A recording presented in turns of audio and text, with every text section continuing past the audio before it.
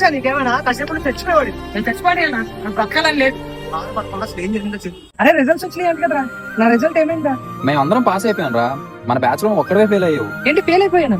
ఎన్ని సబ్జెక్టులు రా? 4 సబ్జెక్టులు ఆగినాయిరా. ఏంటి 4 సబ్జెక్టులు ఆగిపోయినాయా? సరిగ్గా చూసావా? సరిగ్గా చూసారా? సరేరా.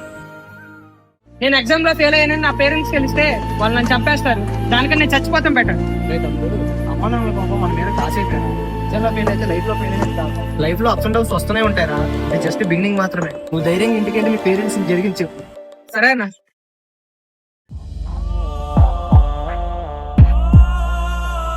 అమ్మా చెప్పరా. నేను ఎగ్జామ్ లో ఫెయిల్ అయిపోయాను. దానికి ఎందుకు అంత బాధపడుతున్నావు? ఎగ్జామ్ ఇవాళ కాకపోతే రేపైనా రాసుకోవచ్చు.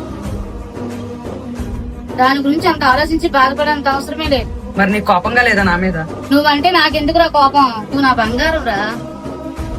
నాకు మార్కుల కన్నా నువ్వే ముఖ్యం. అర్థమైందా? నువ్వేం బాధపడకు. అన్నం పెడతాను, తీసి ప్రశాంతంగా పడుకో.